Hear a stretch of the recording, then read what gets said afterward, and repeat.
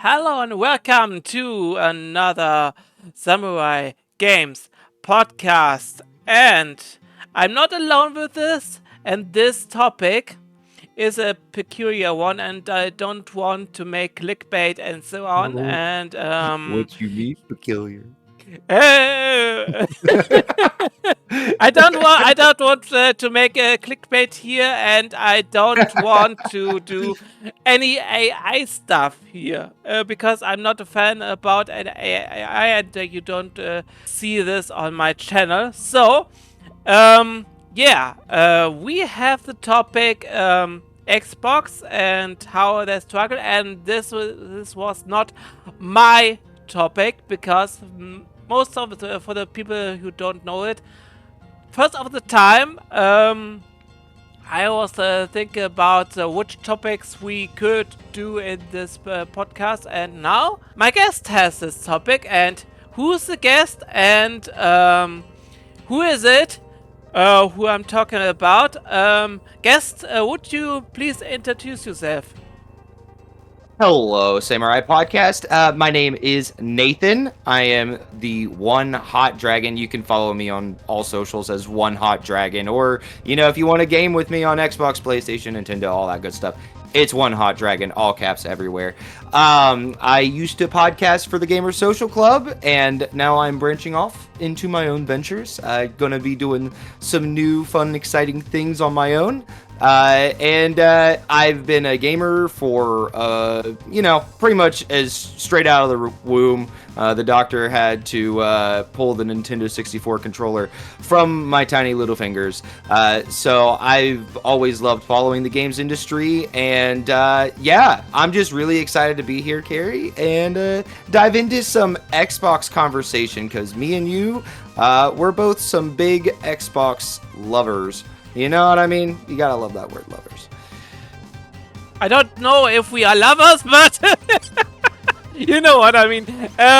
What do you mean? This is news to me. we're only joking. So for the people who don't know Nathan, he is secretly a better Geoff Keighley. That's another thing for that. And you came with this topic, and what was your intention to do this for this topic? What was what kind of idea did you have with this topic? So, I'd say with me and you, and most of Gamer Social Club, which we were in, we were all a lot of Xbox-centric gamers, right? And whenever I think Carrie, I think, somebody who really loves Xbox, is deep in that ecosystem. You're constantly sharing 360 games that you're playing, and sharing pictures of your newest and latest game that you just picked up. And, recently you picked up Fear. And so whenever I think Xbox, you're one of the people that I think of when it comes to the Xbox community, right? And I have also been super deep into the Xbox ecosystem forever. Since the original Xbox, I've been such a huge fan. And there has just been so many hot button topics going on over the past couple of years. And so, I mean, you know it as well as I do, and anybody else listening to this, we get tired of hearing like all Xbox is dead. We get tired of hearing the console wars is over, this, that, and the other thing, and doom and gloom always surrounding Xbox. Anytime Xbox slightly fumbles the ball, anytime Xbox steps on a rake and gets a little bruise, and everybody's like, that's it. Xbox is dead. They're not coming back from this one. And for the first time in, I'd say, I've been an Xbox gamer for, about a couple of decades now. I mean, Xbox is about to turn 25, right? So, I've just been a huge fan. That's been my primary source of gaming most of my life. And, with the Xbox events over the past handful of years, not even just recently, it has led into me wanting to leave the ecosystem. and dive into all of the different things that have led to disappointment for us, or how I got here. Because even before we started talking about this podcast and doing this and talking about the topic of Xbox, I've been thinking about this already, like these are just, as a gamer, when you game as much as me and you do, Carrie, it's like, it's a big deal when you're talking about what you're gaming on.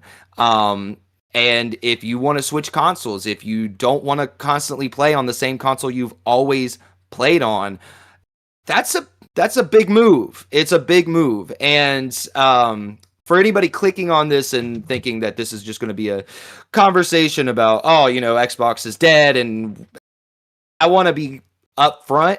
I want to leave the ecosystem, and I'm not going to sit here and be like, "Oh, I'm selling my Xbox immediately. Screw this, I'm out." No, it's not like, "Oh, I'm going to get rid of my Xbox, toss it to the side or whatever." It might be something I do. I don't know. I've invested too much, but I want to have a level-headed conversation with you about all this stuff, Carrie, and stay away from all the clickbait, hot button crap. You know what I mean?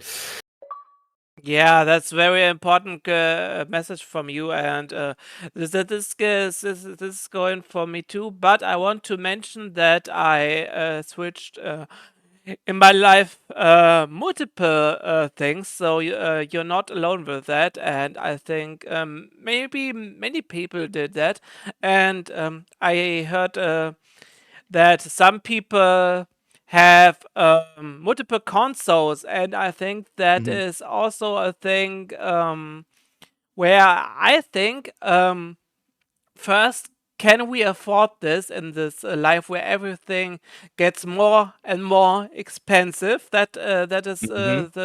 the most important thing in this world, I think. And the Mhm. second is, do we need all three? Because or all four? Because let me explain my story. Sure. You Yeah. Go for it. you said about the N64 that your doctor has to took your hands from that. Um, I Yeah, they said I got stuck. They couldn't get it out. They couldn't get me out. I was like, um, I'm busy. I'm in the middle of my Mario Kart 64 run. The best 64. I can't talk. Sorry. don't Continue. worry, don't worry. Yeah, I started back then. I'm an old guy, I know. I got from my uncle back then the Commodore 64 or Amiga, and this is where I started with the old Donkey Kong, with the old Pac-Man, and with the old summer games and winter games and so on. I don't know if you know these times, but we had only one controller which always broke, and one button on that. And yeah, and the most time I didn't play anything on the PC later on with the gamepad, because we always had this one stick and one I don't know the name for it. You know what I mean? And Oh, yeah. the joystick, and we always had this joystick and plays on it. And the only thing I had back then was, I was more a Nintendo guy back then.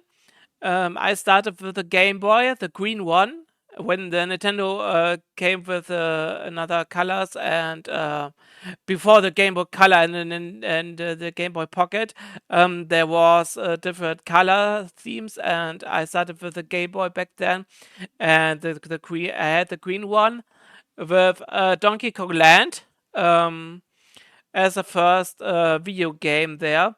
And later I got the more fun set, it was called, with the Super Nintendo, the Super Game Boy, and Super Mario World in one package. And that was Yeah. a really big deal for me, because I had this Game Boy games and can play it on the TV screen, and it was really mind blowing back then. And yeah, and after that, I switched again for the first time. Um, After that, I played with some neighbors and friends. They had the N64, they had the PlayStation 1, and I was not interesting at all, especially in the PlayStation 1. And I played Mario Kart 64. It was a great time, and the Donkey Kong 64. It was also a great time, and I didn't have the N64, and I remember when I first saw the N64 um, in a magazine when Nintendo made advertising for it, and sorry, and I saw this controller and saw this advertising for the future is right here, and you believe that because of how this controller looks on the in this magazine. It is Yeah. really wild for today's standards, but that was it back then. And I never had N64 and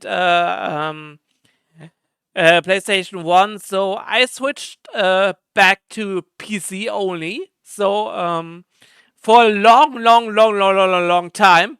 And I was very PC only focused. And I never had back then the GameCube. I never had the OG Xbox. I never had the PlayStation 2. Back then, all those things I never had. And I only played on PC. And of course, we did pirate things. I want to Allegedly, say, allegedly. matey. So,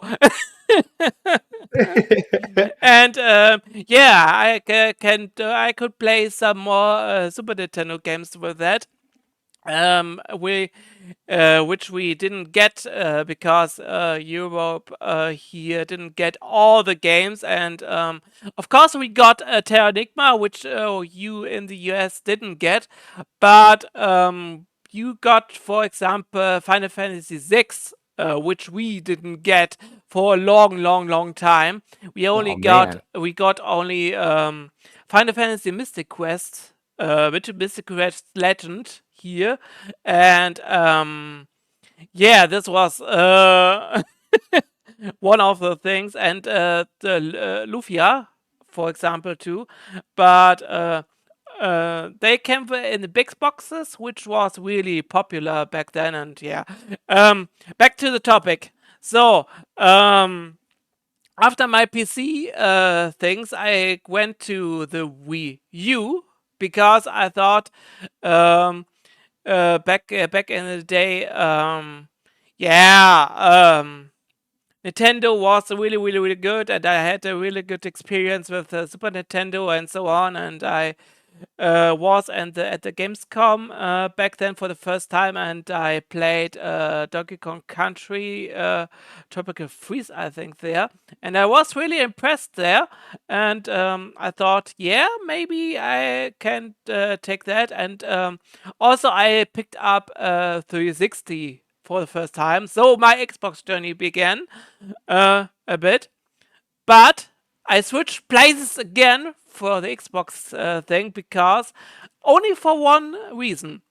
I wanted to play the Yakuza games, and the Xbox 360 didn't had Wow. Yakuza games, and I was a little bit disappointed. I sold my white Xbox and the whole games because I wanted to play those games, and I switched places with the PlayStation. Yes. Now Oh. we go the Oh, we're dark hearing about places. all your dirty secrets. Yeah. And so I got the Wii U, how I said, and the PlayStation 3, which I started, and I got some games here. I still have my PlayStation 3. Is a super slim model, and I still have this console, and still play it, not so much like Xbox nowadays, but Yeah. you know what I mean. And after that, I got the PlayStation 4 because yeah, the dilemma with the Xbox One, and Yeah. yeah, I got the PlayStation 4 and was really excited about it. I wanted to play Bloodborne and some kind of games like that, and yeah, I was really happy to have it. And after that, I sold it again. I switched places again and went back to Xbox.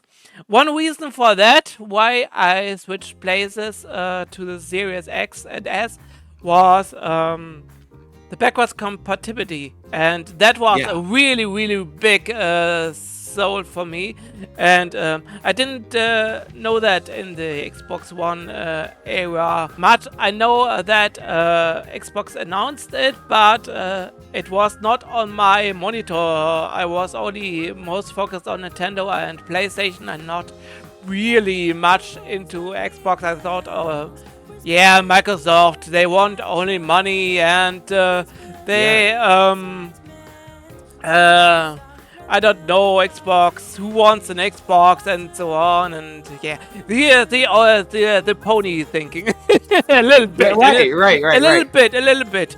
So after that, I switched places, and well, I was really impressed with Xbox, and I was really happy to have Xbox Series here in my house. And it was really great because when I first booted the console, and I could download some games I purchased back on my first Xbox 360, which I sold, and that was Yeah. a really big deal because yeah, I sold this console. I couldn't play these games anymore, but now I can because I purchased them digitally before, and that was a really big deal to get some free games, quote free games, now on the newer models. And yeah, I was blown away by that, and I was really happy by that, and I stayed on the Xbox ecosystem.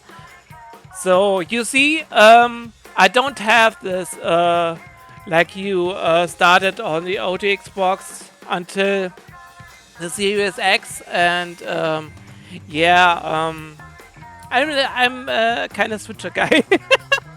Sorry to Yeah, kind of no, say. I think that's really cool. I mean, I think it shows that you're not somebody who's going to just simply stick to one console because you have allegiance to this brand, right? You're just out here playing what games you're playing on the console that best suits you for the time, right? Because that was the thing that I found interesting, because I always thought that you were somebody who strictly stuck to Xbox. So I find it interesting hearing you talk about like all the different consoles you switched through out over the course of time, which makes me even more curious, because the one thing that stood out to me was you just hated the PlayStation 1. What was it about the PlayStation 1 that you hated so much, or like that just didn't jive with you? I would say about the PlayStation in general. Um, about the PlayStation 1, I don't know whether I didn't like the cases of the PlayStation 1, and the disc was always scratched a bit, and this is I didn't like, and maybe I didn't experience some games like Final Fantasy 7 or something else back then. Yeah. And yeah, I mean, I got later a PlayStation 2, and I have still a used a PlayStation 2, a PlayStation 3 here, and a PSP, and that's all for PlayStation things I have here. Um, and I have to say, one reason, because also I switched to Xbox, was the community. Because Yeah. the PlayStation community is toxic, was toxic for me, and that was a really, really bad thing. And yeah, not all are toxic. I don't want to say it, and then I think Oh, on absolutely. all platforms there are toxic people and fanboys and fangirls, and yeah, maybe some say I am a big Xbox fan, like you said, and we are all big fans of companies. But in fact, I have to remind what Geoffrey says um, before this podcast. A company always wants your money. That's the more important thing. And if you don't get the money or things, they change the things. And Yeah. yeah, it is not good to rely on companies. Better enjoy the games. It's most important to that you enjoy the games that you have and Yeah. not yeah, of course, you can enjoy the systems and the ecosystem, of course, but yeah, I think we come back to the topic you started. Yeah. You know, that's the thing is like I think console gamers and stuff, they get very attached to the brand, they get attached to their ecosystem, and they don't want to leave it. And I also think it has a lot to do with tribalism. Like when we're talking about toxicity here, like you said, I 100% agree that it's like I think each community in its own right has some form of toxicity, console warriors, things of that nature, and you gotta tune them out. Can't give them a lick of interest. A couple years back, I just got to the point where I didn't even entertain it. I didn't like go into comment sections. I didn't like posts. I simply just tried to keep my timeline clear of any of that. And that's kind of been a big thing for me since then, has always been like highlighting people in the community that are out here just simply playing games, period. Just simply playing games, period. That's something that I adore about the guys over from Interactive Distractions. That is the thing that I love about my friend Fraser, F Bomb Gaming. He is just out here playing games and talking about them, right? Like when you start talking about the news with him, or you start talking about what's been going on in the industry, you can see the twinkle in his eyes start to fade a little bit. he's getting a little bored with this conversation. He wants to get talking about what he's been playing this week. And he's actually out here platinuming games on a constant basis. These are the people that I like to keep in my timeline and follow and surround myself with, right? But anyways, to kind of go off that, and I know you were saying you were wanting to kind of like dive into the meat of our conversations. I've taken some notes, right? Because I think the question that I want to go over with you here is, how the fuck did we get here? How did we get to the current climate that we're at with Xbox, right? Um, Now, I know many of you don't know me. Maybe you do know me from watching me on Gamer Social Club. Um, but I have always been a huge defender of the Xbox One generation. I love that generation. One of my hottest takes is that the Xbox One was good in my, like, that's just my opinion, right? Um I was working at GameStop when that console came out, and it was a very special time getting be able to be behind the counter, giving people their PS4s for the first time on release date and their Xbox Ones and things of that nature, right? Um, but I kind of want to go over like how we got to this point, right? And when I think about Xbox, and I think back to the original Xbox, right? If you watch the 2020 or 2021 documentary, I think I can't remember what the name of the documentary was, but Microsoft posted it, right? They talk about always trying to think one step ahead and trying to be ahead of the times. It started with the Xbox One, right? Is adding the Ethernet port, and everybody was like, hey, this is stupid. Don't add an Ethernet port. Why would you use that? Why do you need to connect to the internet? That's just dumb. And lo and behold, Xbox Live and how well that did for them, and Halo 2. and introducing multiplayer gaming with like competitive multiplayer gaming with first person shooters using a gamepad, right? So this really revolutionized home console gaming. And then you go into the Xbox 360 era, and their moment that they highlight, Microsoft, is, well, the introduction of media apps on your home console, the introduction of Netflix, Hulu, and how well that did for them. And you can see the influence with Xbox One. You know, they call it the Xbox One because it's your all-in-one entertainment stand. So they see this thing that's working for them. They see that people love the entertainment. They're like, all right, we're going all in on this. And I think where they were coming from was very much a mindset of, well, everybody wants, Netflix. Everybody wants this. Everybody knows they're getting an Xbox and what an Xbox can do. So we're going to cover all the new stuff that the new console can do. And granted, the Xbox One console could do a lot of really cool things. It had a lot of really great features. It was an exciting piece of tech. And as somebody who's like, I'm going to game on Xbox no matter what, so I'm getting all these cool new features, I'm just excited to hear about the hardware, right? So to me, when I watched that presentation for the first time, when they announced it, I was excited for it. I wasn't as butthurt about the video, like the concerns over, used games, right? And that, like, oh, you don't really own them and all that stuff. That part didn't super duper bother me a whole bunch. But, I did have my concerns, of course. Where my hot take comes in is that this is not where Xbox failed. I do not think they lost that console generation because they named it the Xbox One and they focused too much on media and they didn't focus enough on games, and the communication between like whether or not you can own games was so jumbled up. I don't think that's where they messed up. I really don't. Yes, it added to the confusion. Yes, it was kind of like it got a lot of people really riled up and upset, right?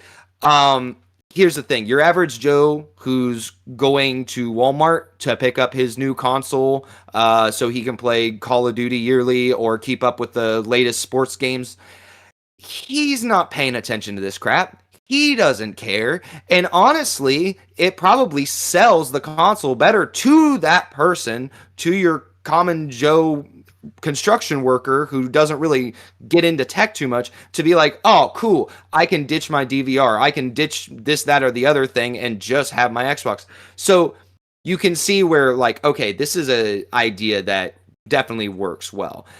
I think where it went wrong was the price tag.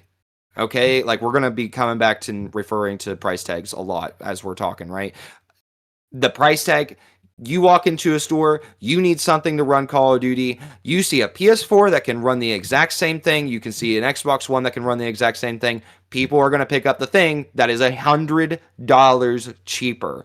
Where they messed up was forcing the Kinect upon you. Because guess what? They had the 360 era. They had it on lock. I mean, all of my friends had a 360. It was just presumed, if you remember back then, it was like Call of Duty came out with all these exclusive things for Xbox specifically, and like maybe 1 year into the PS4 being out, it started turning the tides, and now you're seeing exclusive Call of Duty content on PlayStation 4, and you're seeing all these things, right? So you start seeing a shift, and everybody in my personal circle was selling their Xbox Ones or selling their 360s and going over to PS4 so they can play with their other friends. Again, all about the money of it. At that time, most of my friends were in high school. Like, they don't have money. They're asking their parents, and it's a lot easier to ask your parents for something that is $100 cheaper than what you actually want, right?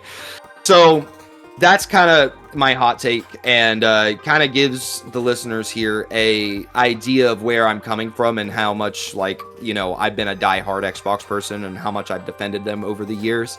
And I also think it's really important to go ahead and point out the fact that, the strategy of thinking one step ahead, right? Because now we fast forward to today, where you get to Game Pass in 2017, 2018, and you get to all these Xbox Play Anywhere initiative and all these programs and also buying all these game developers and coming up with their own games because like you know, back during 2015 through 2020, it was Xbox has no games. Xbox has no games.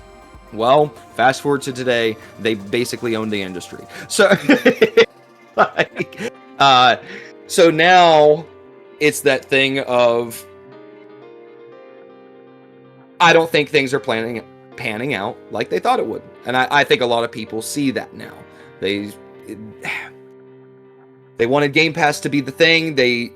You've seen Phil Spencer go into interviews and talk about the fact that they lost the console generation. That was the most important generation because they lost people in that ecosystem. During the Xbox One generation, during the PS4 generation, people started buying digitally, which again is funny, going back to them thinking ahead and being like, well, you know, people are going to be buying digitally, you know, so therefore, you know, it doesn't matter if you own the game, right? It's just a license. It's just the same thing. They were advertising what we're doing today back in 2013, right? And we all like threw rocks at them and tomatoes.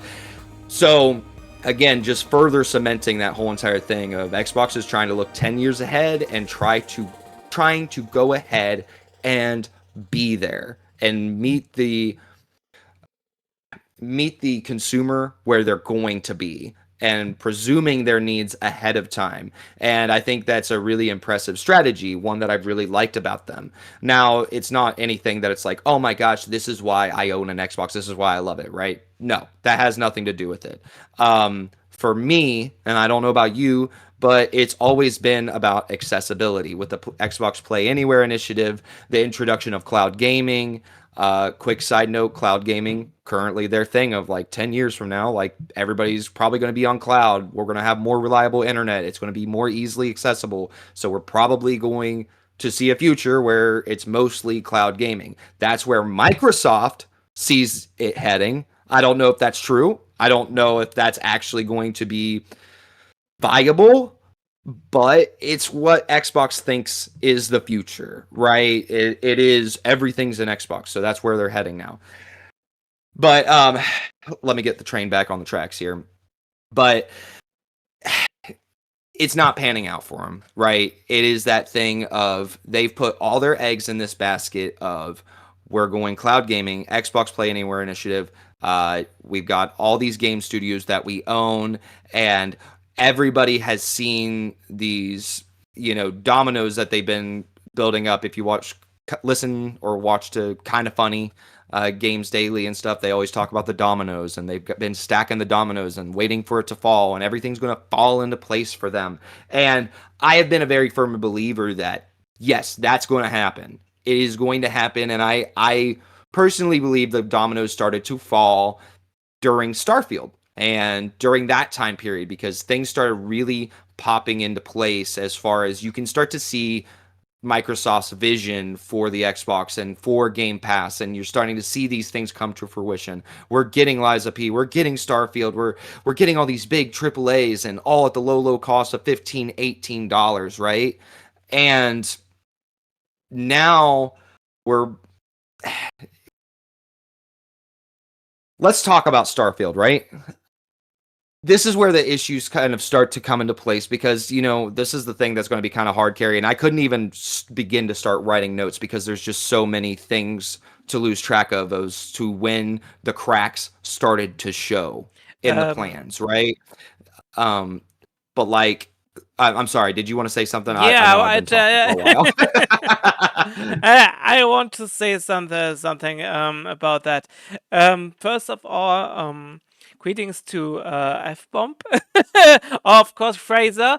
I had a really good talk with him about the 360 era, and it was really, really, really great time. And that was it was a really great podcast. And I hope that everyone enjoys it. It's also on my channel here, and I hope you all check it out and so on. I just want to. I want to say this is a really hot take. I mean, you are the hot dragon after all. So we are getting hot takes here. And from my perspective, I want to say we also see people expose that, expose that, expose that, expose that, and so on. And this was said also on the since the Xbox One generation. You remember that, and Xbox is still not dead, I think. No, and no, no, absolutely not. we got a statement from Noble Panda, which says that it was most certainly not dead, and I think he's totally right for that. And yeah, it is really a big topic here, and we don't we need to focus on Xbox as well, which we don't ignore that Xbox and especially Microsoft, who owns them, is a public limited company, and you know what that means. Go ahead and explain it to me. A public limited company is a company which needs to make attention for the investors. And the investors are the most Correct. Yeah. important thing. And if the course is not so great, I would say they need to interrupt and do something else. And this happens also lately to EA, if you remember that. Right.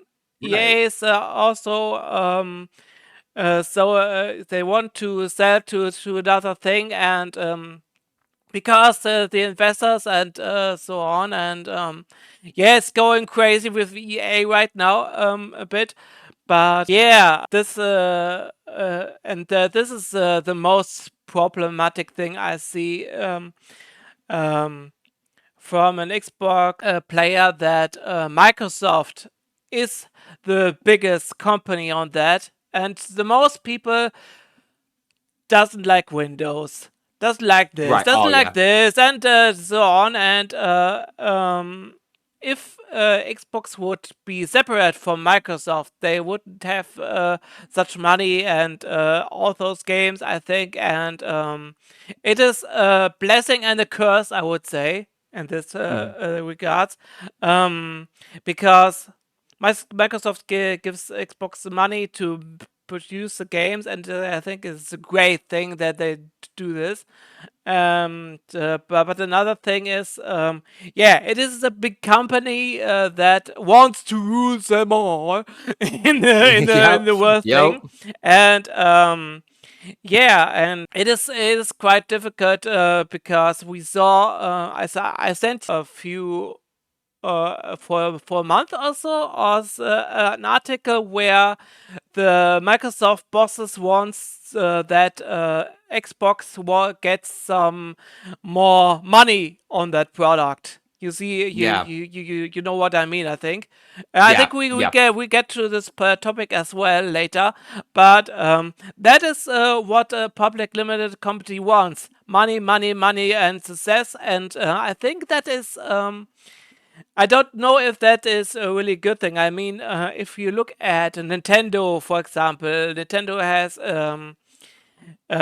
now the Saudis in that Hmm. boat, and but they were always Nintendo like. They do what Nintendo does, and so on. And if it's good or bad, and yeah, and I don't like in general how this industry is going. If it is No. Nintendo, if it is Sony, if it is Microsoft, all of them are what the fucking is going on in this fucking industry, and so many fucks in its words, and It's yeah, fucked, man. yeah, it's really annoying, and I think it is also a word problematic thing where um so many things in capitalism is so much going forward, and they forgot the poor people, and that's the most thing that annoys me. And Yeah, Yeah. that's the issue in this whole fucking world. And I mean, talking Yeah. short about Sony. Sony has not only the video game industry, they have music, they have movies where they have so many licenses and Hmm. animes and so on. And so yeah, they are a big player too. Many people don't know that, but Sony is really fucking big. And Oh, yeah, we see also there a trend where Sony gets more into the PC business. Fun fact at this point, Xbox started that in the 360 era. Yes, because yeah. back in the day there was the Windows Live games. I don't know if you remember that, but Oh yeah. I saw You get famous now. recently. Of course, I I knew about it. I saw recently interview at the E3. Oh, back to the E3, that was great times. Back to the Oh, E3, 2007. That was a long time ago, and I'm very interested in the 360 times and so on. And back in the day, bam, bam, bam, Gears of War makes a debut on the PC as well. So hmm. that was one of the first times an company decided, hey, we want to bring the consoles and the PC, but Xbox wants to focus more on the console because the console is fluid, and they saw at the Xbox 360 times that the console is very important and they get money from that, and you saw that in every time when they're advertising and when then they did many things for Xbox 360, and they did very things right, except for the retailing of that debt. But the rest was really exceptional with a wireless controller, which was also a very great thing. I mean, that was a very first wireless controller back then.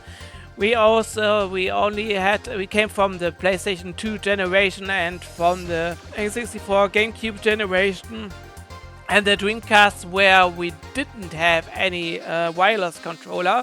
That was also a big thing back then, besides Xbox Live, of course. And yeah, and we saw this generation is coming from a place, yeah, where it's really starting hot, so to say. Yeah. And I think many people say, hey, Microsoft made mistake with porting consoles over and over again to different systems and different, of course, with the PC forward. But you don't forget this is Microsoft, and Microsoft was mostly on the PC, and I think many people were happy to get some games. And if you watch this and the interviews back then in 2007,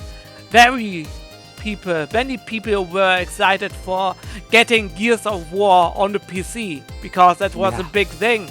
And of course, the announcement of Halo 3 back then and Assassin's Creed and so on, and what Microsoft told people that back then. And nowadays, many people say, yeah, Microsoft, they port all exclusives over. They don't have anything again. And yeah, Microsoft is bad. Microsoft is shit, and so on. And I don't know. What's your take on that? Well, you're gonna get that. No matter what console it is. I mean, it's currently going on with PlayStation right now. It has been going on ever since God of War Ragnarok dropped. It's like, where's the PlayStation games at? We don't have any PlayStation games. PlayStation's dead.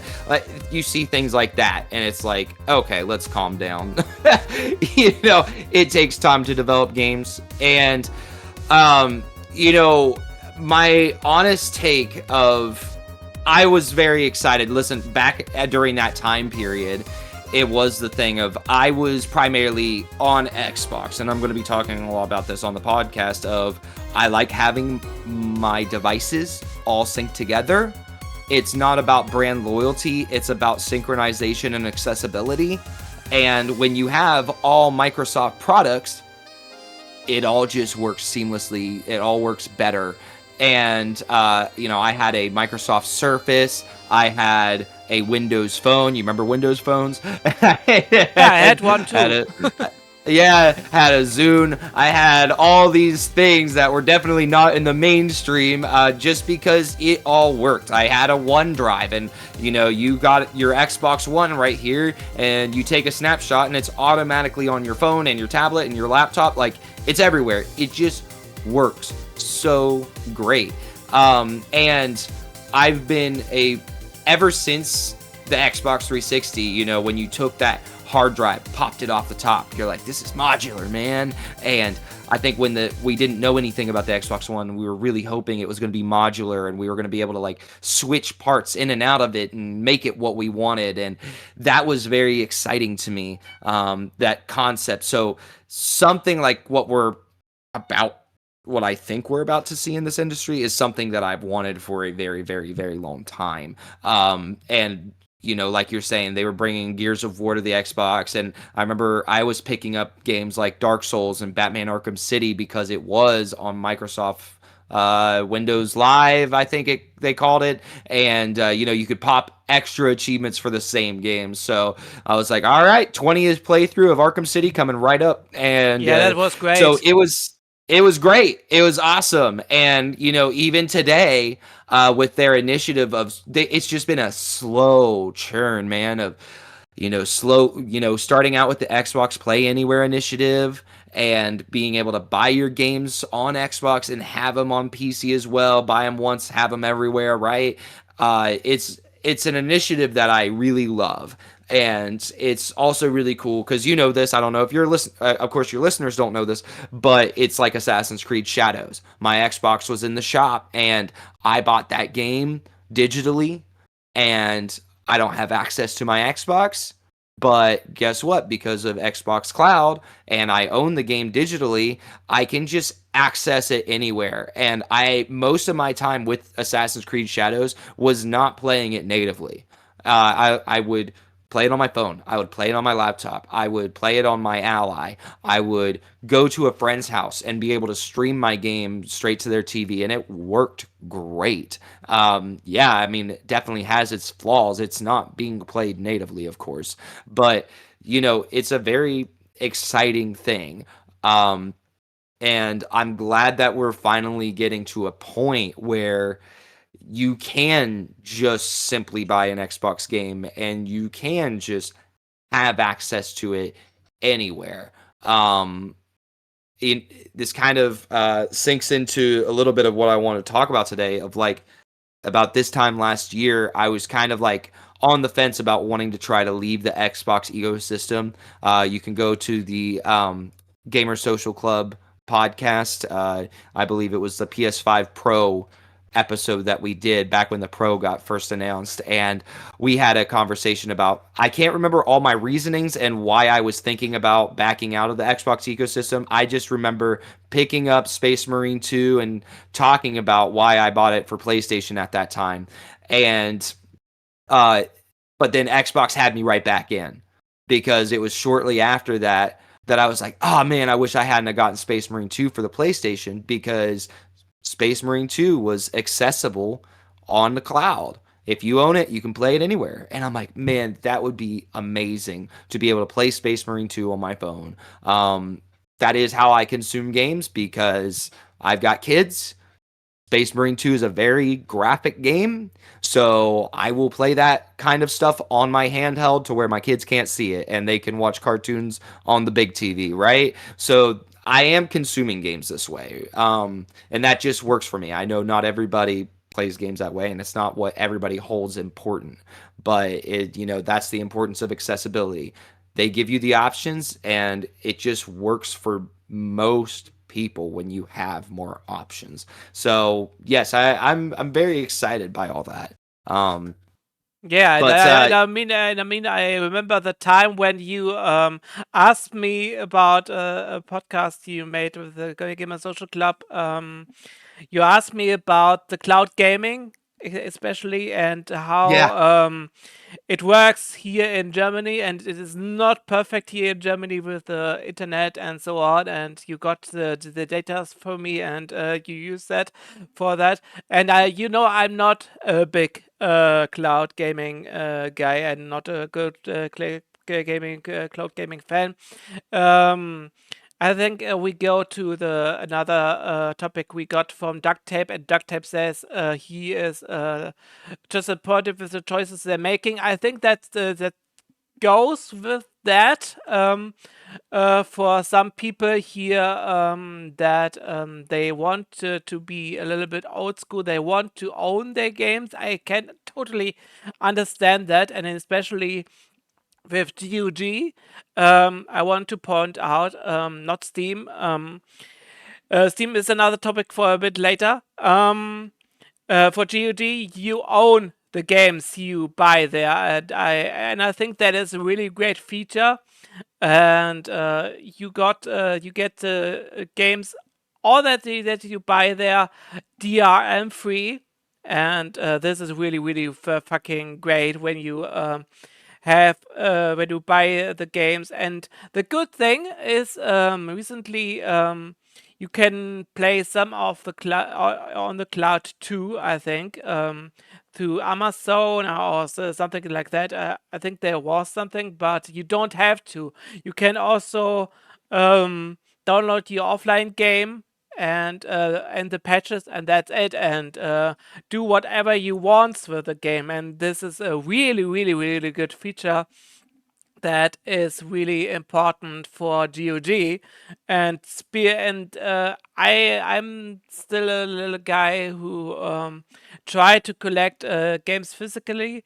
And yeah, and you see, if I look, for example, at Indiana Jones and the Circle, and the Great Circle, that there is, yeah, not all things on the disc anymore, and this is a really shame. I think I don't know if I don't know if it is on PlayStation as well, but I saw this, um, that this was happened also on the since the Xbox One, PlayStation 4 generation, that things changed and not everything was on discs. And yeah, that was also a reason why I got the Series S first and switched later to the Series X. Yeah, but that's also really shame. I know that Dano, for example, is a big defender of physical gaming, and some people see, I think,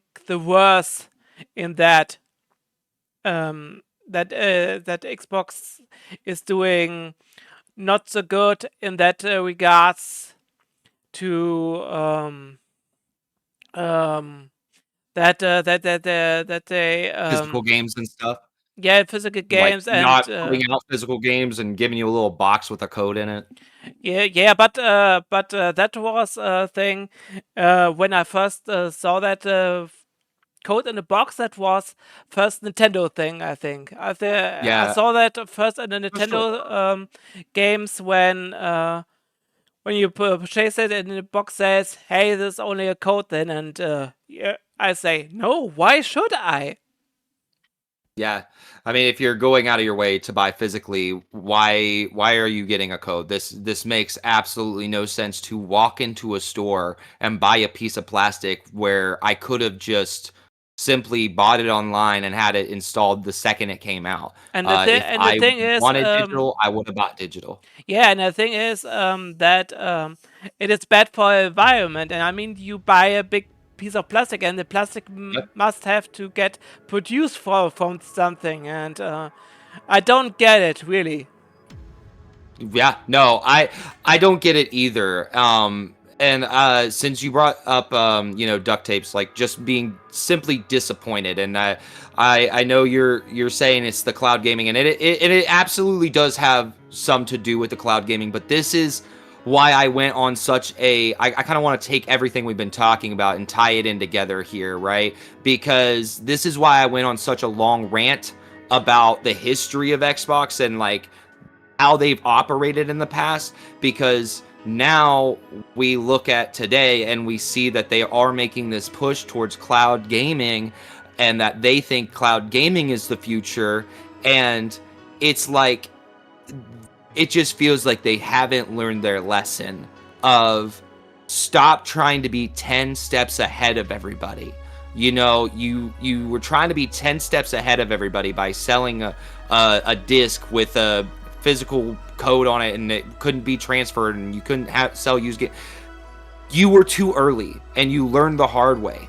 Why are you not learning from those mistakes of trying to be 10 steps ahead of the game and trying to push, you know, you don't need a console. You don't need a console. And it's great. They've got great marketing. The whole entire, this is an Xbox, this is an Xbox, that's not an Xbox. It's fantastic marketing. You could not market it better.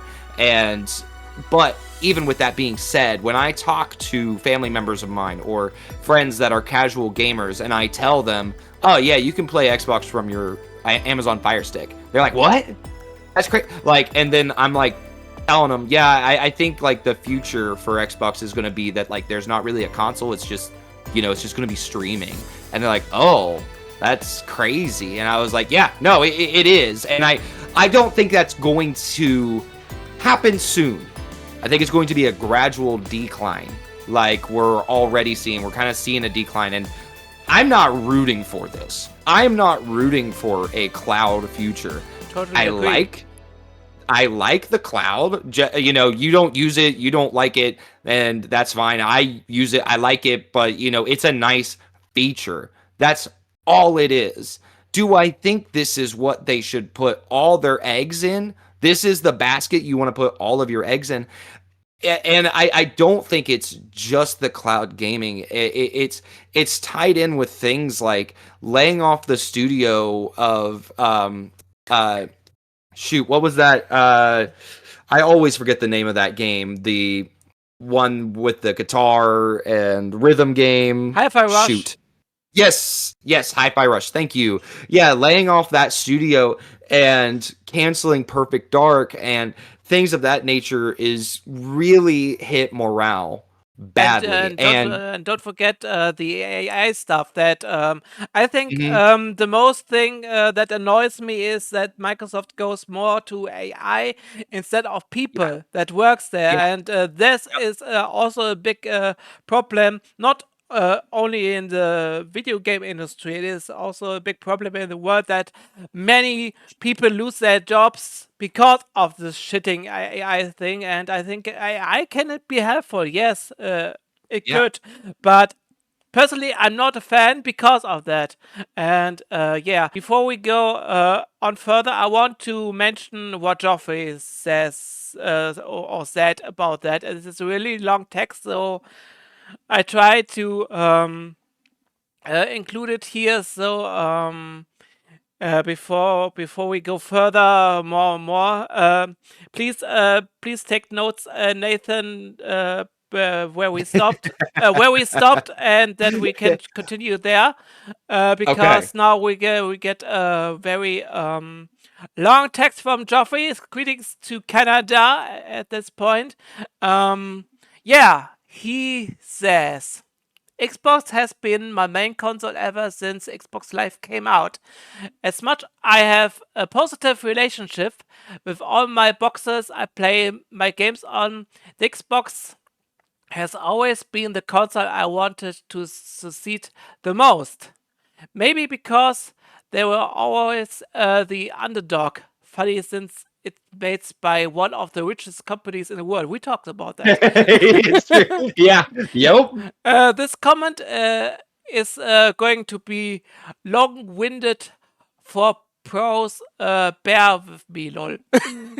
um, um, I was a Sega fan growing up. Again, might be the underdog thing, but grabbed me first when all my friends had an NES.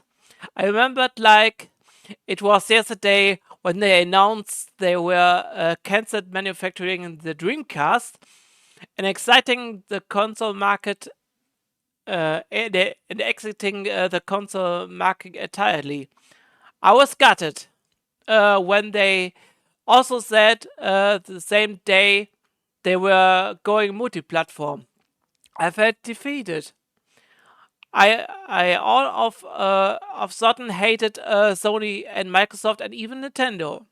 I even stopped gaming completely unless it was on my Dreamcast. Um, why is this relevant to Xbox, you ask? Because a narrative I constantly see is that they are going the way of Sega. They couldn't be further from the case. Sega decided to get out of the hardware market and go multi-platform at the same time. They were going bankrupt. It took them years to string together a solid lineup, year after year, because they simply didn't have the bankroll to keep quality consistent. Xbox isn't going multi-platform because they are losing money. They're going multi-platform because they see the bigger picture and they own so many IP now that they can become the biggest and most successful publisher in all of gaming. We talk about that too. Yeah. This Yeah. isn't like Sega. They will continue with hardware. We just don't know exactly what that hardware will look like. They can compete head to head with PlayStation with hardware. The mindshare and popularity of PlayStation is too much. Yeah, that's very true. I totally blame Don Matrick. I totally blame Don Matrick for this, as he fucked up the most important console launch in Xbox history with the Xbox One. We talked about that in your hot take. Yep. Yep. Yeah. Yep. I'm curious Yep. what you said about that, but I continue here, which is surprising. No, to not one who actually owned one was a great console. Xbox isn't dying. It's not going anyway. It's likely never been a better position in regards to overall relevance in the gaming industry. They are just thinking outside the box, like you said, and through a four moves ahead. This is Xbox, this is unintended. this is evident by their competition already setting things in motion to make similar moves. Xbox already has, but they will playing catch up. The Xbox has started this. I likely the entire generation earlier.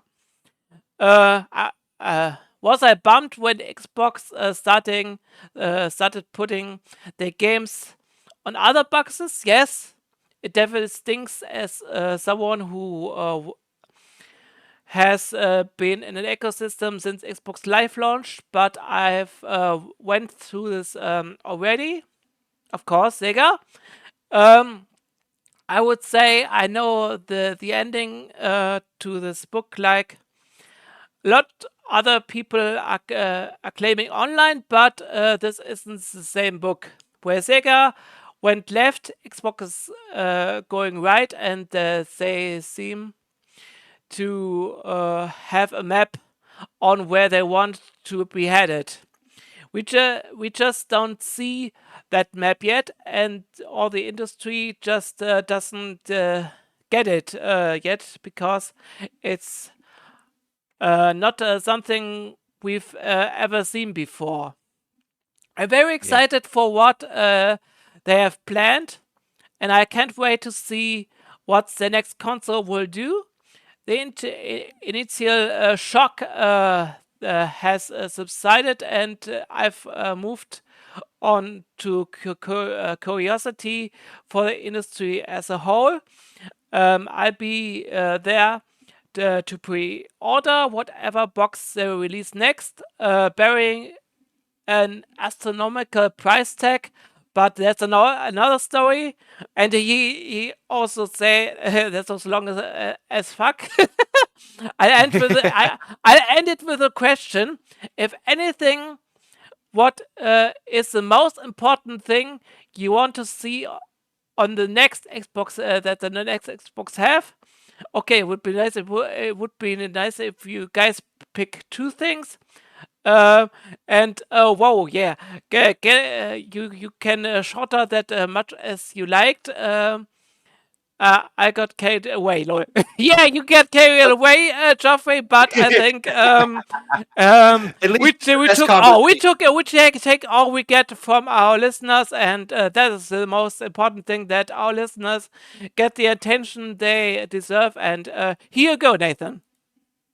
So, okay, two things that we want to see from the next Xbox, or like the thing that is most important to us.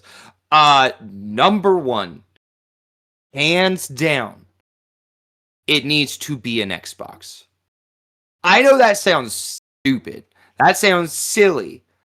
But I've seen the Xbox handheld and I've heard what people are saying about it. And based off of hands-on impressions or people who do own it, they're like, this very much is still a PC at the core of it.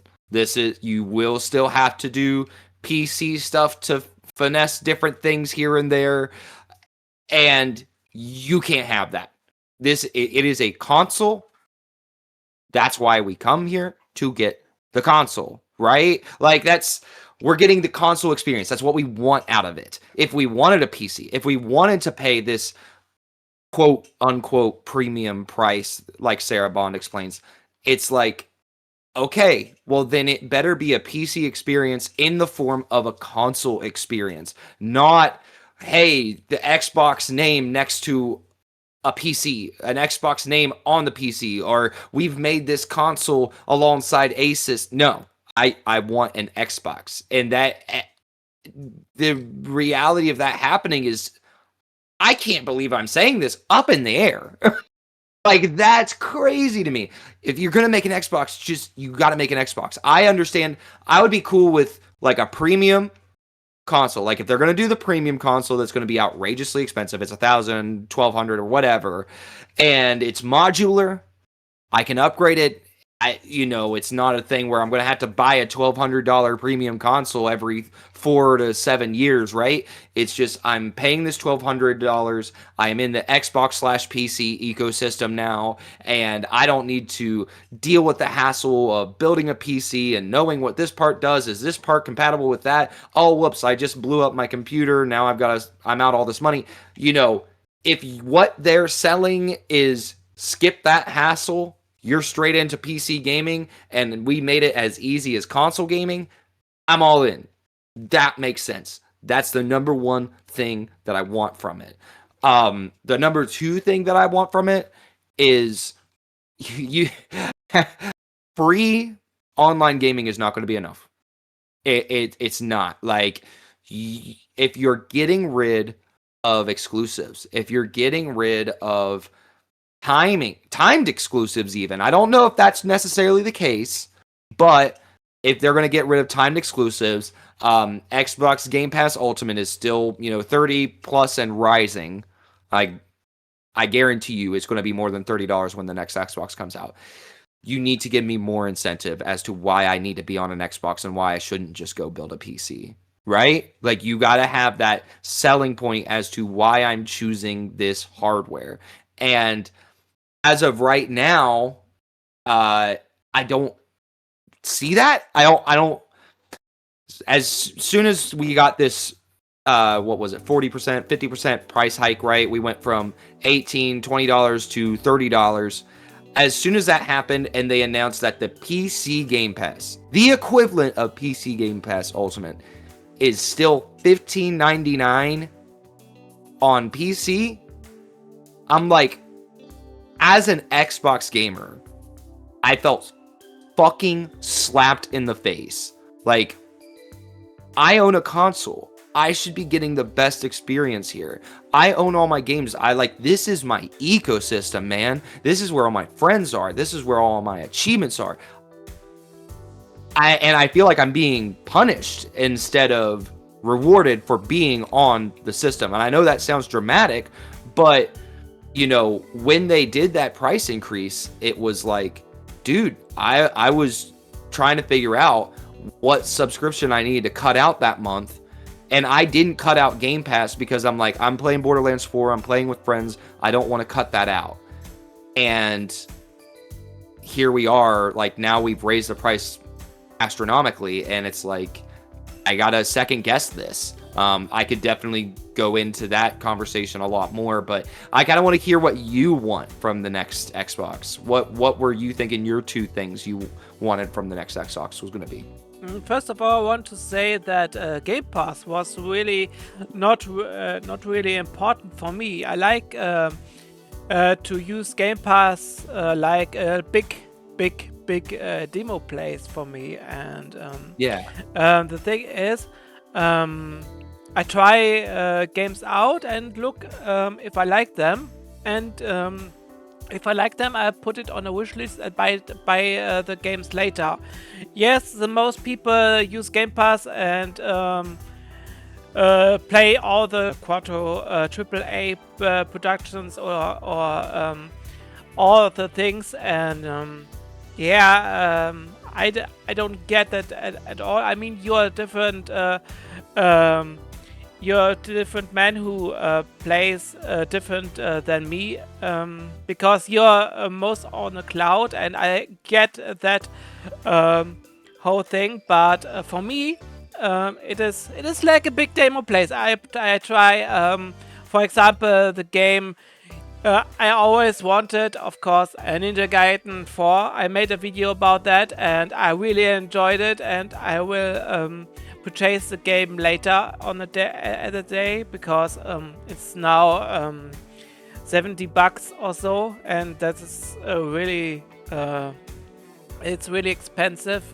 So we'll see about that, but I can experience the games, and that's how I do it. And the most important thing I want on the new Xbox is backwards compatibility, because this is the most important thing for me, that we have access to the OG Xbox, the 360, the Xbox One, and of course the Series X, as if that's all possible. And maybe I don't see it, but maybe a disk drive, because nowadays all goes more and more digitally, and a disk drive would be a nice option, even if I could only put or buy an external disk drive and put it into the Xbox. First things. The second thing is, for me, let me think. While you're thinking, can I just throw out there modular? I know I said it and I kind of just like threw it in there, but it would be especially if this is going to be a premium console and we're talking about $1,000+ make it modular. Man, that, again, I know I already said it in this podcast.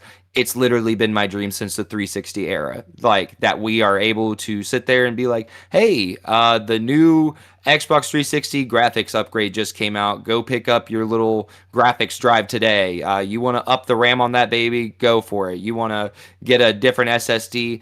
And it would be awesome if they didn't restrict it to very specific weird-ass SSD cards that are $250 and specifically made for the system, Like, make it to where I can go and do any third-party thing. And I know we're going to get into the Steam box a little bit later, but that's a huge thing that spoke to me, was that when they made the Steam box, they're like, hey, we want people to be able to do whatever they want with this thing. So they're just kind of building it as a framework for what you want to build on top of it. And that's what I want to see from Xbox. I want to see that, hey, here's this. SSD cards are out there for laptops being sold by third parties for next to nothing. So if you want to like beef this bad boy up on your own time, go for it. Like, please, please, Microsoft, do that. Yeah, but one thing I think we are coming to the Steam thing much closely than you think, because since we got recently the Steam announcement, I would say, what about canceling Game Pass entirely?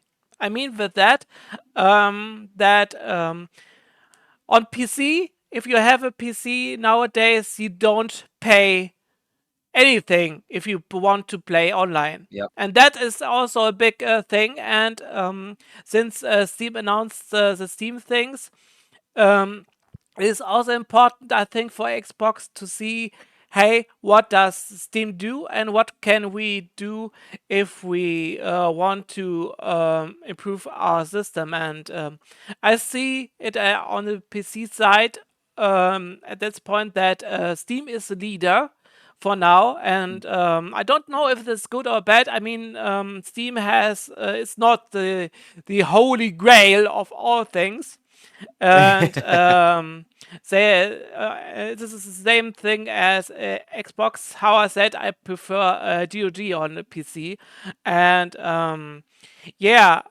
on PC you don't pay anything online. And this is another thing that we need to change. I think it is. I think for some people, it is also important that they can run the old systems as well, like the 360 and Series X and S and the Xbox One, what they have at home. That's also important. That's the most important thing, I think. That they don't fall off the old thing and shut the servers down, etc. That's not really good for all people, and I think that many people would get frustrated by that. And I think Xbox should look at their prices, because if you look at the Steam sale or something like that, all the things are getting lower than on Xbox or PlayStation or anything else, and I think we have a big competition there in the future. Yeah, absolutely. And since we're heading in the direction of the Steam box, you told me to take notes and remember where we left off, so I did. And I kind of want to tie up some loose bows from some of the things we've been talking about throughout this thing. We're talking about duct tape, talking about just disappointed with some of the choices they're making. You talk about Xbox, trying to just make shareholders happy and trying to make those decisions. And I think, as a lot of us Xbox fans thought, I think I'm just preaching to the choir if you're an Xbox fan, but Xbox has just been such a consumer friendly brand. They've been awesome to developers, they've been awesome to the consumer, and they're just constantly rewarding you for gaming on Xbox throughout the years, right?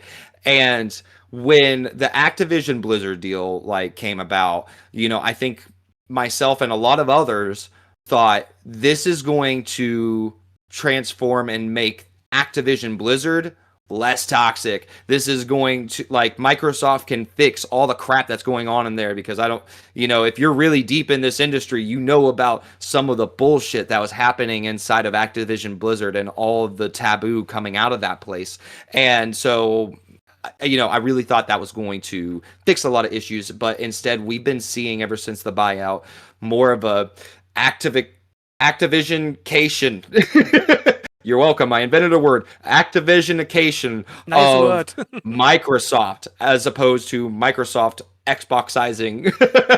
I've invented two words. Microsofting Activision, right?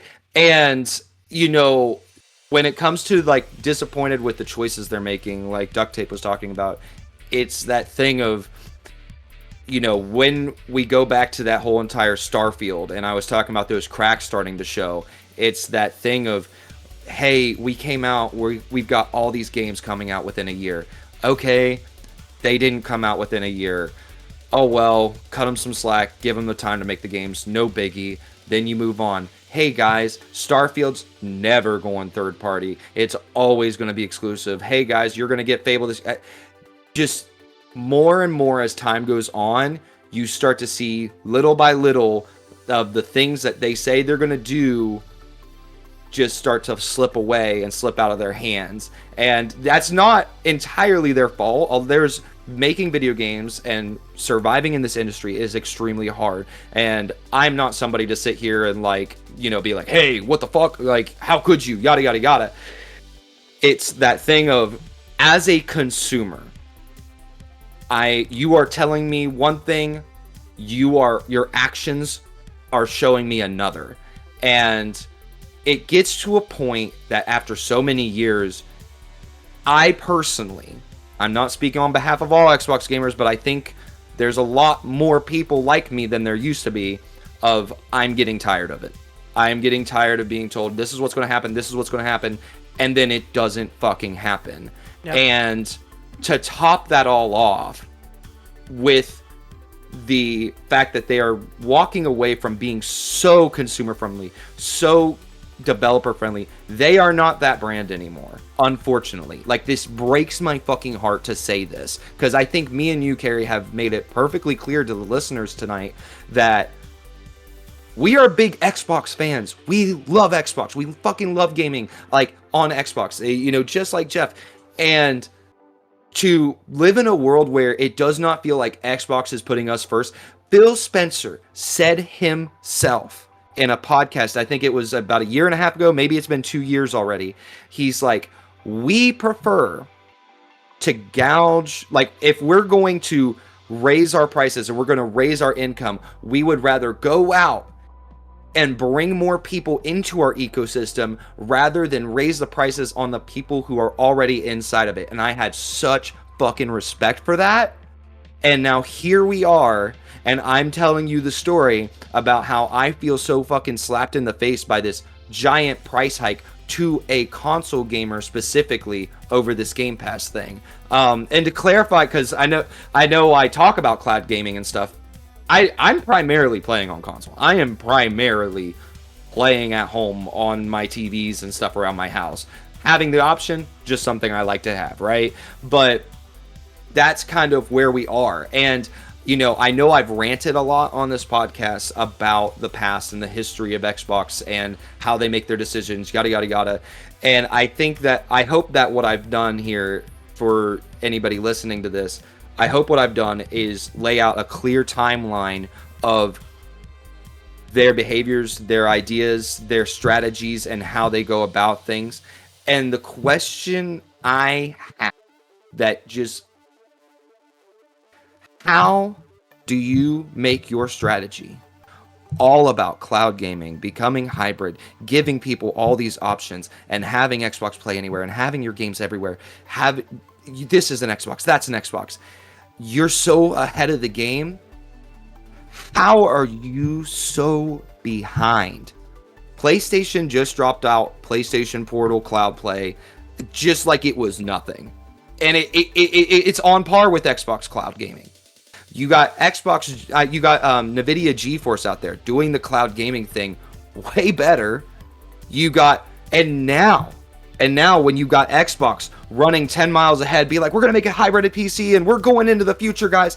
And then you got Steam coming out with the Steam console and being like, nah, you don't need all that. A console gamer, what a console gamer wants is something that's going back to the price, like we talked about.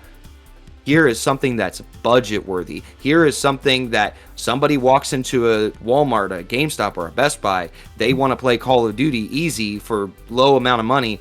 Here you go. Here's the Steam box. This is affordable. You're not locked to an ecosystem. There you go. Buy whatever they charge it. And I listen to Devolver Digital and I listen to all these things, and I really think that thing's going to go for a low price. I don't know how low, but I think it's going to be budget friendly. Define budget friendly, right? But that's what blows my mind the most as an Xbox gamer is how did we get so far behind when you've been the one company trying to be 10 steps ahead? Where it's like now all of a sudden, how in the world did Steam come out of nowhere and be like, hey, we're doing the thing you've been trying to do for 10 years like that? You know, we talked about Arkham City and them trying to put games on Xbox and PC and have it there. They've been working on that since late 2000s, and yet no, you know, now here we are, and it's like Steam's like, we can do that too. Like it's nothing. Right? It's crazy, and it's upsetting to me because I'm like, man, I know Microsoft Xbox, they can do better. They've got the capabilities, but they cannot make up their mind of what direction they want to go in. And you know, for me, that's the primary reason I'm wanting to walk away from Xbox. I don't want to be in their ecosystem anymore. I can't remember all the details of his name, but his name is McQuack. He's on X/Twitter or whatever. And he made this very good point of Xbox Game Pass was the answer to losing the people who didn't make a library through the Xbox One time period. But now now with these Xbox Game Pass price hikes, they're going to realize how easy it is for people to leave that ecosystem. And you know, Carrie, I know you were saying you're not much of a Game Pass user. I, on the other hand, have been heavily using Game Pass for the games and stuff.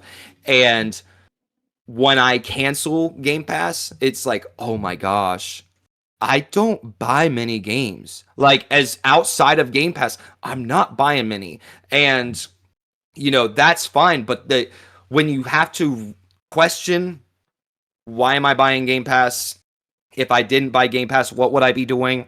How would I be consuming games? And the answer for me personally is I probably wouldn't even necessarily be choosing the games on Game Pass. If October, I had the choice to pick the games I wanted to play, it's Battlefield 6 and Ghost of Yotai. Those are the two games. So I'm not even like signing up for Ninja Gaiden 4. I'm not even signing up for Outer Worlds 2. I know I'm getting a little bit off track, so I'm going to stop right there. But those are the games that I'm wanting to play, right? Like, so why am I not putting my money towards that? And you were talking about free online gaming, and going back into what we want from the next Xbox console is free online gaming from that console.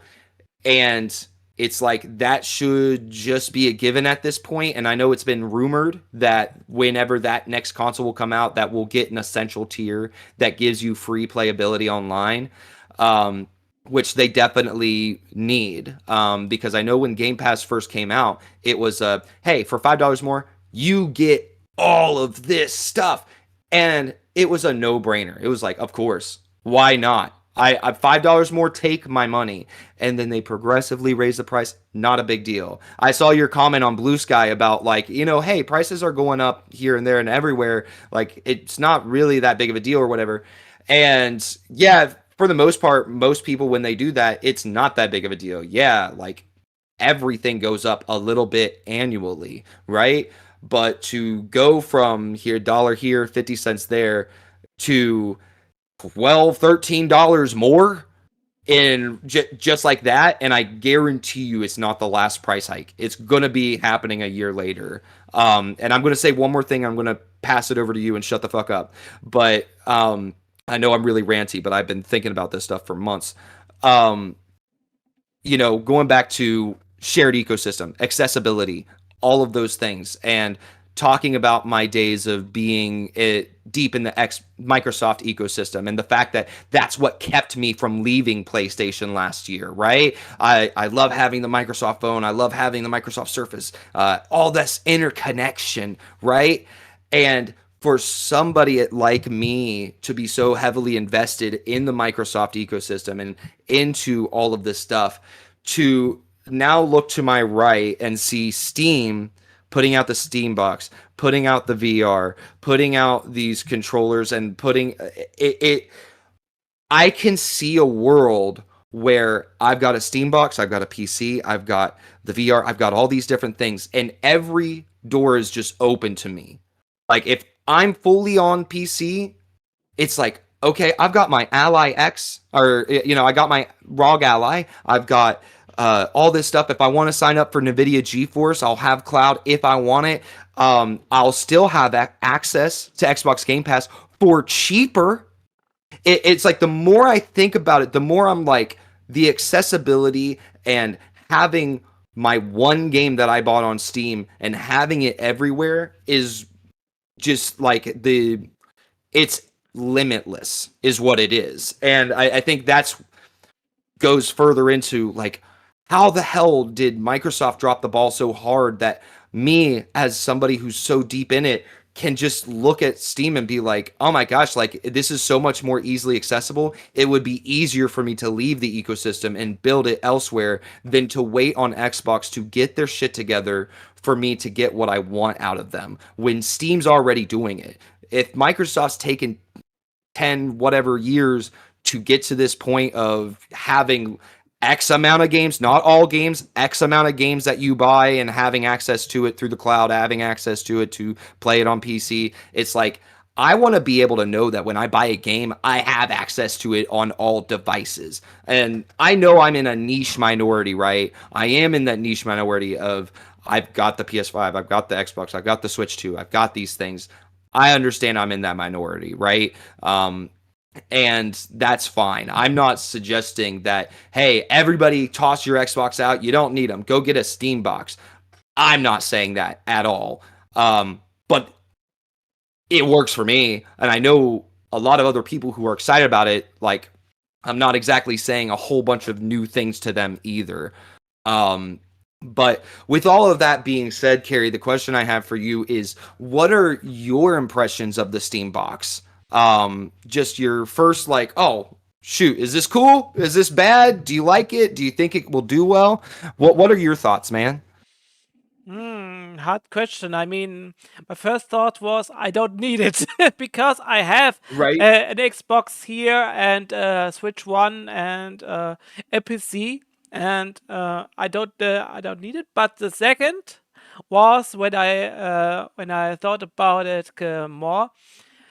Um, it is a great thing, and I think many people could jump on it. I want to point out that the Steam thing has less power than the Series X or the normal Yes. Yep. PlayStation 5, and Mm-hmm. a little bit more than the Series S. And the most annoying thing, which I saw, that most people who blame the Series S for the less power, in quotes, um, blamed the Series S for the less power, and the Series S, who needs this fucking thing? And now Steam goes with the things he's which is a Yeah. bit more power, but oh, praise Steam, praise Valve, and so on, and I don't get it at all. Yeah. Yeah. No, you're right. You're right. People start talking out two sides of their mouth. Yeah, and since Steam is digital only, and the thing is, with Steam, is you don't get don't get the games DRM free. That means it is the same thing like Xbox, like PlayStation. You only own the license, not the game. Correct. And Correct. this is also a big important thing. But the good thing, how I said, Valve said you can do anything with it. That's a good thing, Yeah. and this should do more people, and of course Microsoft too. And I really hope that Microsoft learn from this. I really hope it. And of course, it is budget friendly. I think I see that. And one thing that comes out of the Steam Deck is the controller. The controller will not have any stick drift, and that Oh, is a big cool shit. big plus, um, because the controller has something different, something technology in their sticks and so on. And PlayStation Nintendo and Xbox has still the issues with the stick drift and other things, and I think that Xbox should learn from this and bring a better Xbox controller for all, um, for a good price, of course, and that we have these issues anymore, and that Xbox really learned from it. And Yeah. one thing I want to mention about your conversation, I totally agree with you. And for me, it's a little bit different perspective, of course. But I want to say and point out that Xbox always was and is bad in communication. They Yeah. try Yeah. they Yeah. try to say something that and to do another thing, and the actions, like you said, yeah, is a different thing. Like I said, public limited company, and Microsoft is behind that. And if Microsoft says you can do that, but Phil Spencer wants to do that, Phil Spencer needs to say, yeah. He really needs to say what Nigella wants, and Nigella is the head of Xbox, not Xbox, Yeah. but for Microsoft, not Bill Gates. Bill Gates is far from it. Um, he's out of the business, like you said, and Nigella is now the president and head of Microsoft. And if Nigella says, "Hey, Phil, do that, do this or that, or you get fired," I think that is not good, and I think it's wrong to put all blame to Phil Spencer and Sarah Bond. And I think they also do things that Microsoft wants, of course, and but they try to implement the Xbox things, and that's a big problem, which I see in the Microsoft universe, the Xbox universe, that Microsoft put out their strings, and they want to seize so far as it can. And like you said before this podcast, that so many things get more expensive and in this world, and yeah, and I think it has to do something with that, and that the corporates in the industry wants always more money out of the consumer, and this is really fucking bad for all of us, and Yes. in this whole fucking world, and we need to do something about that, I think. Yes. Yeah. But that's another topic for that. I just want to point out that my way, I would see it. I don't know if I would purchase another Xbox after the Series X. I'm completely honest. I don't know it. Um, First, money, of course. I have to look Yep. for what I get, of course. And the second thing is, hey, I can still play on my Series X and S and Hmm. on the Yep. 360, and I have a really great fucking time. Even if I only would have a 360 at the moment, I would have a great time for now. And we don't need always the newest from the newest. And Yep. with the price hikes that Nintendo started, with the prices $80 or €80 for Mario Kart World and so on, and for the other things Yeah. that are coming, really fucking crazy. And Xbox and PlayStation jumped on the train, and yeah, it's really fucking crazy in the video game industry, and I see myself more in a retro focus, that I want to play more on the Series X and on the 360 and maybe on the PlayStation 3, and for that's for the consoles, and maybe I would get a mini PC where I can Yeah. play some games with it, but the rest I don't care anymore, because we have Yeah. to afford this. I mean, Yeah. if the Xbox really uh, is so expensive. I mean, they will because of the things that are included in it. But for people who doesn't have this money, it is not really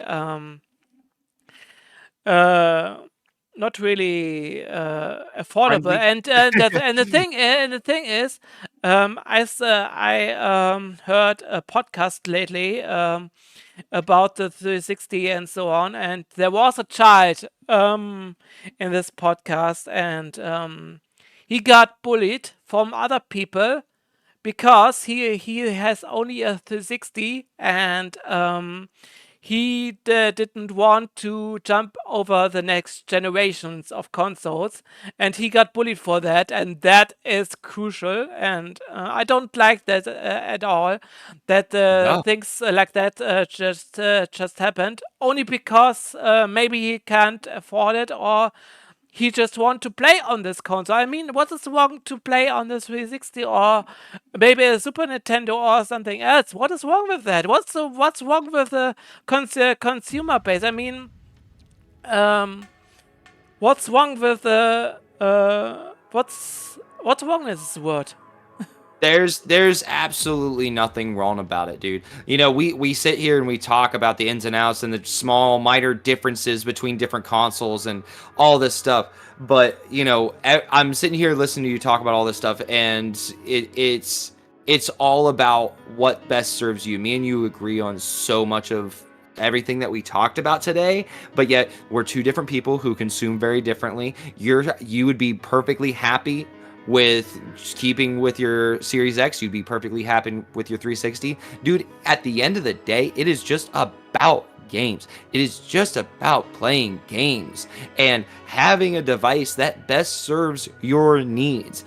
For people to just be out here bullying this guy over, having a 360, it's like, oh, fuck them. Like, who cares? You're not gaming to make that person happy. You're gaming to make you happy. You would be happy if you just had the 360, or with the Series X, you're happy with it. You're not 100% sold on getting another Xbox because of money and because of the state of Xbox. And that's kind of my thing too, is I've believed in Xbox, but I don't know if I can trust them anymore. They've lost a lot of goodwill with me, so I don't think I'm going to be getting the next one either. Maybe that will change. The one silver lining in all this is that with the Steam box being here, maybe that will lead to some competition, some good, healthy competition of, oh, we've got to make this quote-unquote premium Xbox hybrid PC more affordable because, people are just going to choose the Steam box, So that's a good thing, Hopefully that's what happens, and that maybe gaming will still be somewhat affordable. Again, it's all about the games, man. Play what makes you happy. Like, block out the haters. Yeah, and I want to add to this that a Series X or S is not a bad console, or a 360 is not a bad console. And not at all. Xbox says Xbox Play anyway, I mean, what about 360 or Series X or S? Yeah. Right? Exactly. They have to support these consoles in the future too. I think so, because they say Xbox anywhere, and if they say Xbox anywhere, then it is anywhere. Yeah, and you had mentioned one of the things you wanted from the new Xbox console was to have backwards compatibility, and it's all like here, it's all just rumors and kind of based off of what we see and where we could see them going with things. So it's like at this point we can only speculate, right? But with that being said, I look over to PlayStation, and here a couple months ago they had a financial meeting, and they talked about the next generation of PlayStation, and they were talking about how they are looking at the PlayStation 6 as a completely different generational jump than they've ever had before, in the sense of when you look historically, it's like you need a PS4 to play PS4, you need a PS5 to play PS5. They are trying to get rid of that gap. That's what PlayStation's doing. When PS6 comes out, it's like, hey, upgrade if you want to. It's here. You'll have a better experience here. You're probably going to have to pay more money, pay a premium, but this is playing all of the same games. And I think we're going to see the same thing come from Xbox. So personally, I do think your dreams are going to come true and you're going to have backwards compatibility. I think you're going to be able to play whatever you want. We can at least sit here and just say, hey, Series X at least is going to be able to be played on this thing, right? And if it's a PC hybrid, then 100% you got access to all of these old games. There's no better place to go into the history of gaming than PC, all the games are on there. But yeah, dude, it really is just about serving your needs, your wants, and what you want out of gaming. The hardware is just the delivery system that ensures you get to have a good time and play the games that you want to play. So it's really just a question of what best serves you. And you're right, the Series S, Series X, great, amazing consoles. There's absolutely nothing wrong with gaming on them or any other console for that matter. I don't want to sound like a Brooklyn record, but for real, it's just about playing fucking video games, man. It's really all this is about. Yeah, I totally agree. And yeah, it is a crazy world we're living, and I hope it doesn't escalate in some ways. And yeah, we must spread some hope in this world. I think more and more, and yeah, and I just want to say I'm just a little worried a bit about the backwards compatibility thing because I don't. I know you are using Game Pass, and there was a thing like retro gaming on that, Yeah. and you know the thing that you only access with the Game Pass, and you don't own the games. And the thing Yeah. is, if Xbox would do that like that, put the OG Xbox or 360 games in that thing like that, I wouldn't like that because first it is not native, and second you don't own the games like I said. And Right. yeah, I get a bad feeling about that, and I hope Xbox is not doing that thing. That's my wish for that. And yeah, what's your thoughts about that? Well, my thoughts about it are, as far as preservation goes and owning a game, um you probably wouldn't like what I had to say. Just because my thing is I've never super duper duper cared. Primarily because I'm even when there was no such thing as Xbox Game Pass, there was no such thing as GameFly. It was like there was Blockbuster.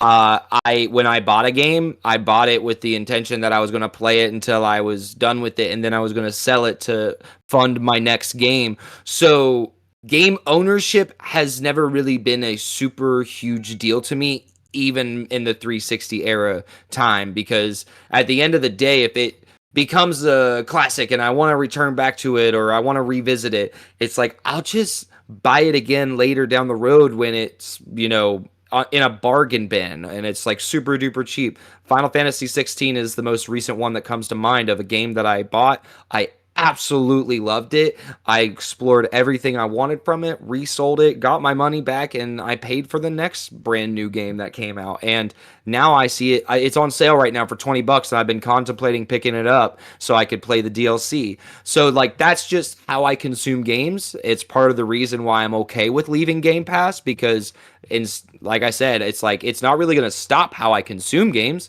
If anything, it's just going to help me financially and directing my money towards the games that I really want. Um, But with that being said, even with the Xbox Series X and the S, it's one of those things that I haven't fully agreed with Dano on, in the sense of the physical Xbox games and the importance that they hold isn't super high, because ultimately you are constantly held back by updates. You are held back by game servers. What good is a physical copy of Anthem in today's world? You know what I mean? So it's like the use case of, Skyrim, you're fine. Like, I mean, yeah, even with Skyrim, you've got updates and stuff. But at the end of the day, you got a console that's offline and you stick Skyrim in your console, you can play it. Some of these offline games, those are the games I'm concerned about. Those are the games that I want physically. Those are the games that I don't want to get rid of. Those instant classics that you're always going to go back to. Yeah. Those are the ones that I never sell. But also, how much value does Battlefield 3 for the Xbox 360 really hold on your shelf? Yes, it had a campaign, but people are primarily playing that for multiplayer. It's like that; those are going to go offline. And even today, it's like, why would I play Battlefield 3 over 6? It's things like that. This is a totally different topic that we could definitely get into, but it's again, I don't think it's a black and white issue, in my opinion, just because the video game space is so vastly unique in like terms of what kind of games you got. So to answer your question, yeah, some games, absolutely, it's important, it matters, we need physical. Don't get rid of the disk drive, let that be an option. Accessibility, accessibility, accessibility, accessibility. Right? But then with sub games, it's just like, whatever, man. Especially a multiplayer game like Call of Duty or Battlefield, it's like, I'll buy that digitally. Or, Yeah. that's if it goes offline, if it loses its value, well, then what's the point in having it take space on my shelf? Like, what good is that plastic on my shelf? You know? Like the big MMOs you don't need, for example, and the which are or the games which are online only. I don't need that. Yeah. I don't Yeah. buy I Yeah. don't buy those games, and No. I only Mm-mm. buy.